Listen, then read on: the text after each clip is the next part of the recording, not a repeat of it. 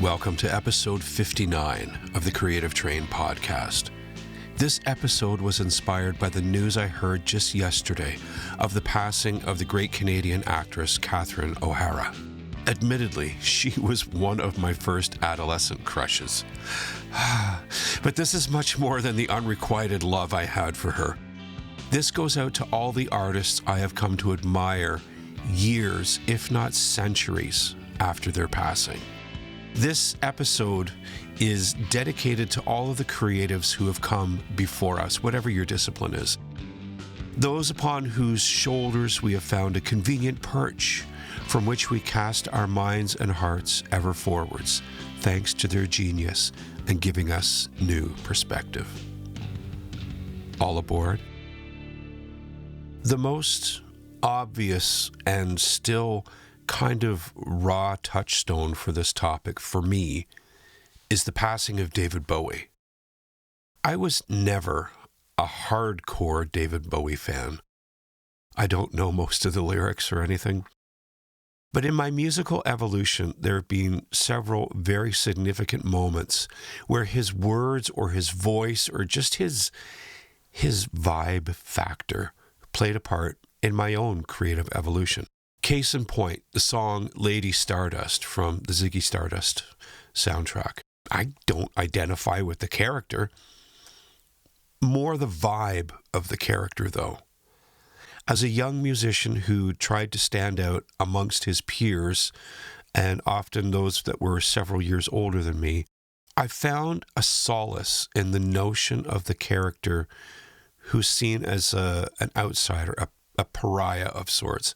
Someone who would not be typically welcome, but brought a new something to the jam that was welcomed, though maybe not really understood. When I first heard of David Bowie's passing, I was making the morning coffee, and I immediately turned the stove off and went to the living room couch to rest my head in my hands. I felt the tears suddenly welling. I felt the decades-long respect and honor coming to the fore of my memory, battling with some kind of instant regret that I never found a way to say these things to him.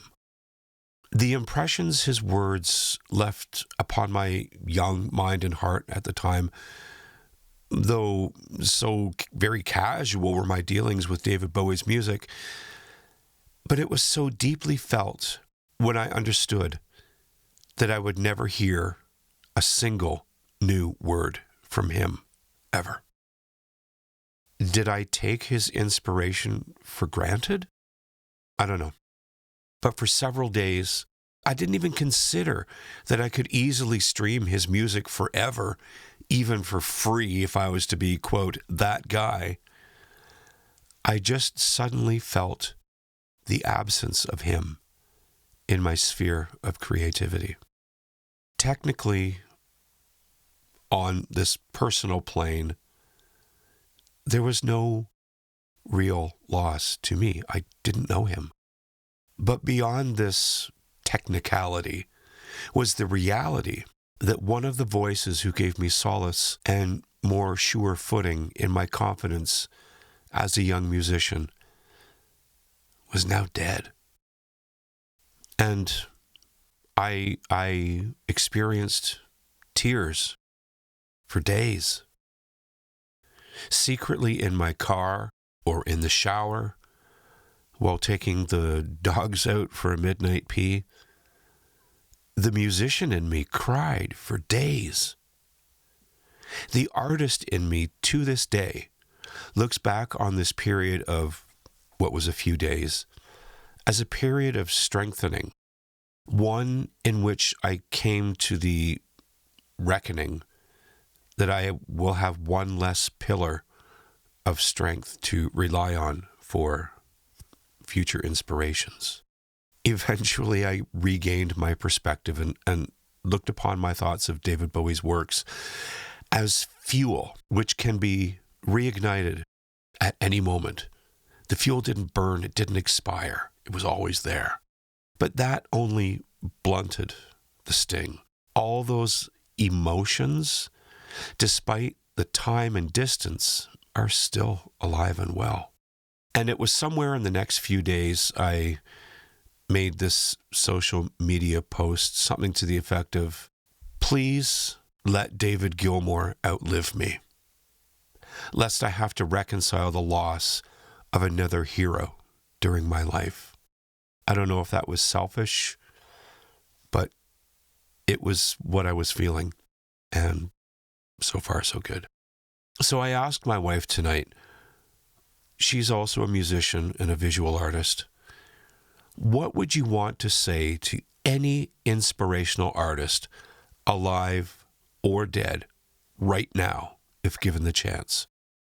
I believe it was the photographer in her that first said she'd want to thank Picasso for changing her thoughts on perspective and form. And I said, yep, I can see that. So who's next? And slowly she sat down, gazing at the flames in the fireplace, and silent in consideration. She eventually said that she would like to just have a conversation with Joni Mitchell or Leonard Cohen. You see that when put to the potential of maybe encountering one of your biggest inspirational personalities, we might have a sudden response, or one that might require some considerable time to compose. I've been honored to meet a few of the living biggest inspirations for me. And it was funny, one night I went to see a group named Struns and Farah in Toronto with a good friend of mine. And I never thought I would see them ever. They hardly ever played in Canada to this point. And at the end of the evening, they were signing autographs and whatever. And I saw Jorge Struns just a few feet in front of me. And I looked at him and smiled. And as soon as he saw me come towards him, he immediately pulled out his Sharpie to, again, autograph something. And I said, no. I want to shake your hand. I just want to confirm that you're mortal. You're not just a figment of my imagination. And I told him for, I don't know, it could have been 2 minutes, it could have been 10 seconds, I don't know, that everything that I've heard of his work, him and Ardashir Farah, it changed my entire outlook on music. Not only what music I craved to listen to, but the fire that was lit within me to compose. And I shook his hand. Later, in a few steps towards the exit of the building, I met Ardashir Farah and thanked him in a very similar way. And I was able to get a selfie with him so that I have proof that I have touched greatness. So during my after-work errands this afternoon, I put myself to the task and ruminated on the question of what I would say to anyone, alive or dead, if I could talk with them. The first, most honest response is to want to ask the famous jazz musician, now deceased, Jaco Pastorius, for a jam session. Jaco is one of the biggest and longest lasting impressions I can recount on my musical journey.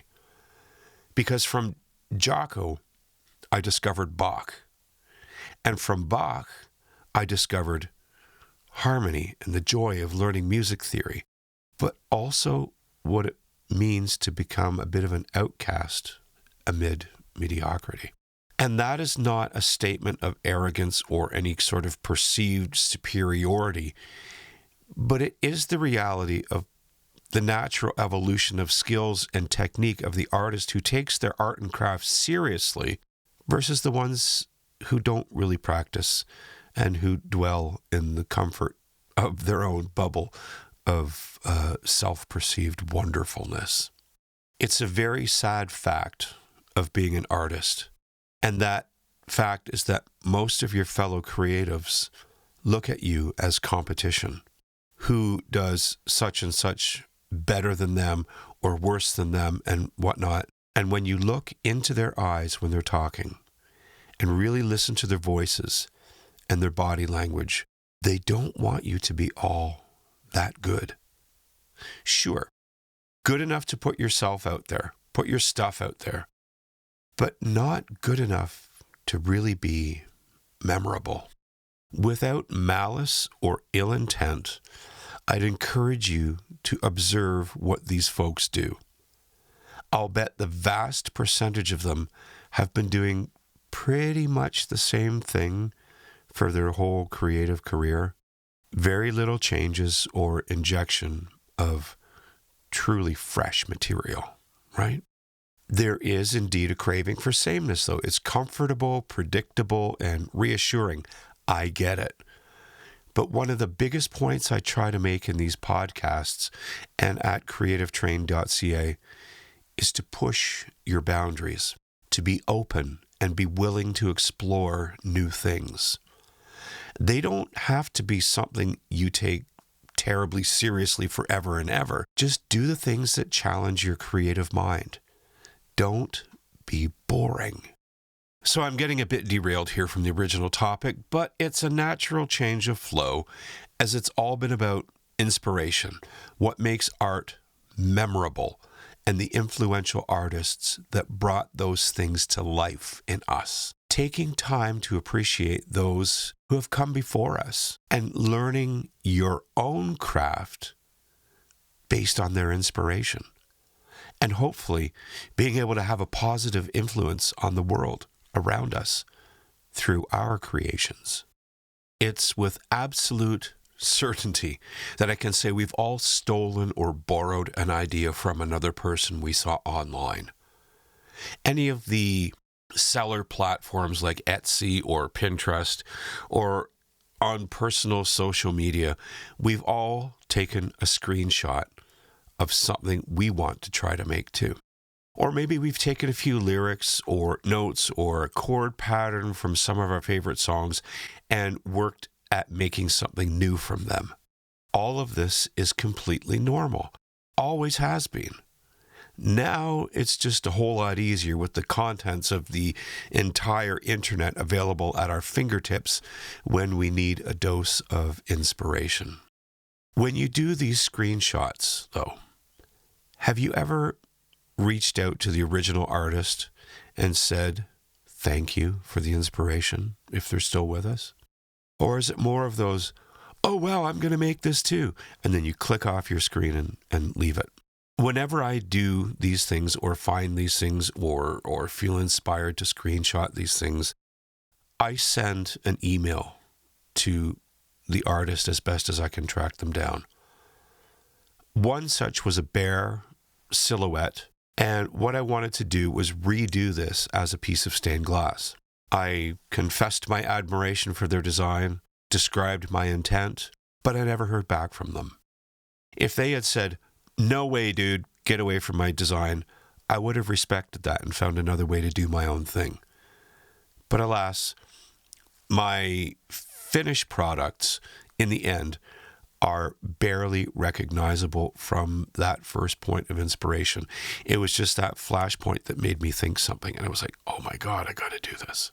But I truly, truly, truly believe that making art without striving for originality leads to lazy minds, lazy hearts, and eventually a kind of complacent consumerism in which we're happy to buy, quote, art from the local department store instead of art that's actually made by humans. And take all of those things that you found first inspired you to create and write them down on paper, not on your computer. Put your physical energy into it. Was it a particular event like going to a concert that made you want to take up the guitar or drums? Or was it an amazing meal at a restaurant that inspired you to finally learn how to cook? Maybe it was a misheard lyric or phrase that took root in your mind and became a new poem. Look at all those things, read them and reread them. Those moments, those people, those places and times, and compose a thank you letter, one letter en masse to them all. One letter that sums up how great these influences have been upon you.